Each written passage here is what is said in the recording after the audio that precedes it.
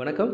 Creating ஆப்பர்ச்சுனிட்டிஸோட part 12ல நம்ம பார்க்க போகிறது டிஃப்ரெண்ட் டைப்ஸ் ஆஃப் ஃபோரம். அது யாருக்கு எந்த ஃபோரம் சூட் ஆகும் அப்படின்றத பற்றி பார்க்க போகிறோம்.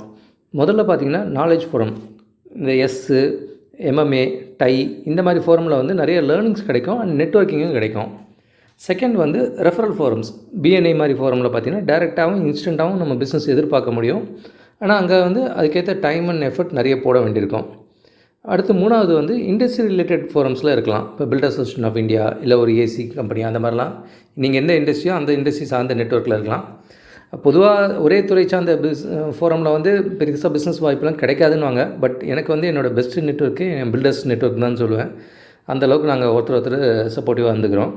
நாலாவது வந்து சர்வீஸ் ஆர்கனைசேஷன். இந்த லைன்ஸு, ரோட்ரி அந்த மாதிரி விஷயங்களில் நிறைய பேர் சர்வீஸ் செய்யணும்னு நினச்சும் வராங்க. அங்கே வந்து கான்டாக்ட்ஸை பில்ட் பண்ணணும்னு நினச்சி வரவங்களும் வராங்க. ஸோ இதில் வந்து பிகினர்ஸ்க்கு பார்த்திங்கன்னா ப்ராக்டிக்கலி எல்லா குரூப்லையுமே ப்ளஸ் அண்ட் மைனஸ் கண்டிப்பாக இருக்கும். பிகினர்ஸ் வந்து மினிமம் ஒரு 2 இல்லை 3 குரூப்பில் இருக்கிறது பெட்ரு. அதுவும் ஒரு கேட்டகரியிலேருந்து ஒரு குரூப்பில் இருந்தால் அதுவே அட்வைசபிளாக இருக்கும். ஏன்னா இப்போ உடனே ரெஃபரல் வருது அப்படின்றதுக்காக ஒரு 4-5 நெட்வொர்க்கிங் ஃபார்மில் இருந்தீங்கன்னு வச்சுங்க, ப்ராக்டிக்கலி உங்களால் ஜஸ்டிஸ் பண்ண முடியாது. எல்லா குரூப்லேயும் ஒரு ரெஃபரல் கிடைச்சா எங்கே சர்வீஸ் பண்ணுவாங்கன்றது இருக்குது. அதே மாதிரி ஒரு குரூப்லேயும் ஜாயின் பண்ணுறதுக்கு முன்னாடி அந்த குரூப்பில் ஒரு மெம்பரோட ரோல்ஸ் அண்ட் ரெஸ்பான்சிபிலிட்டி என்னன்றது தெரிஞ்சு சேர்றது பெட்ரு. வீக்லி மீட்டிங்காக, மந்த்லி ஒன்ஸ் மீட்டிங்காக, எவ்வளோ நேரம் நடக்கும், அதுதான் மீட்டிங் தாண்டி வேறு எதுக்குள்ள டைம் ஸ்பெண்ட் பண்ணோம், இந்த மாதிரி விஷயத்துக்கெல்லாம் எடுத்துக்கிறது பெட்டராக இருக்கும். ஈவன் சேர்ந்த பிறகும் கூட உங்களால் கரெக்டாக பார்ட்டிசிபேட் பண்ண முடியல, நிறைய மீட்டிங்ஸாக இருக்குதுன்னு நினச்சிங்கன்னா அதை கரெக்டாக இன்ஃபார்ம் பண்ணிவிட்டு வெளில வர பாருங்கள்.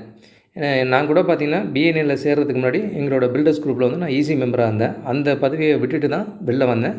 அதேமாதிரி எம்எம்ஏயில் கிட்டத்தட்ட 13 வருஷம் மெம்பர். நான் அங்கே தான் சிகேஎஸ்ஆர்லாம் பார்த்தேன். இருந்தும் கூட இப்போ ரீசெண்ட் டேஸில் எம்எம்ஏவோட எஸ்ஸில் எனக்கு இன்னும் பெட்டராக இருக்குன்னு ஃபீல் பண்ணதுனால கடந்த 2 வருஷமாக வெறும் ரினியூ மட்டும் பண்ணேன். இந்த வருஷம் அதுவும் கூட வேணான்னு விட்டுட்டேன். ஸோ இன்னும் முக்கியமாக சொல்லணும்னா பொறுப்புகள் இருக்கிறவங்க கண்டிப்பாக அதை வந்து இன்னும் ஒரு வாட்டி 10 வாட்டி யோசிச்சுட்டு அந்த பொறுப்பை ஏற்றுக்கிறது பெட்டராக இருக்கும். ஏன்னா ரோல்ஸ் வந்து பிரசிடென்ட், வைஸ் பிரசிடென்ட்லாம் போட்டுக்கிறது ரொம்ப ஃபேன்சியாக இருக்கும். ஆனால் அதுக்கு உண்டான ஜஸ்டிஸ் பண்ண வேண்டியிருக்கும்.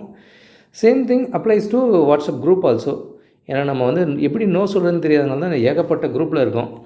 ஸோ வாட்ஸ்அப்பே பார்க்காம ஒரு 30-40 குரூப்பில் இருக்கிறத விட நச்சுன்னு ஒரு 4 குரூப்பில் மெம்பராக இருக்கிறது என்றைக்குமே யூஸ்ஃபுல்லாக இருக்கும். ஸோ பிகினர்ஸ் கண்டிப்பாக உங்களுக்கான ரைட்டான ஃபோரத்தை சூஸ் பண்ணி ஏதாவது ஒன்றத்தில் அசோசியேட் ஆகிறது உங்களுக்கு பல விதத்தில் பெனிஃபிஷியலாக இருக்கும். ரொம்ப முக்கியமாக வந்து ஒரு குரூப்பில் சேர்றதுனால மட்டுமே நமக்கு பிஸ்னஸ் கிடைக்குமான்னு நினச்சிடாதீங்க. ஏன்னா எதுவும் எந்த குரூப்பாக இருந்தாலும் அது எஃபர்ட் போடும்போது தான் அது பலனே கிடைக்கும். ஏன்னா சமீபத்தில் கூட நான் ரியாலிட்டி சர்வீஸ் பண்ணுவோன்னு முடிவு எடுத்த போது என்னோடய பில்டர்ஸ் ஃப்ரெண்ட்ஸ்க்கு தான் ஃபஸ்ட்டு அந்த மெசேஜாக அனுப்பிச்சேன் நான். அவங்க எல்லாருமே பார்த்திங்கன்னா ரொம்ப அவளோட வாப்பா நீ நம்ம வீட்டு பையன் அப்படின்ற ரேஞ்சில் ஆசையாக எங்களை வச்சுட்டாங்க.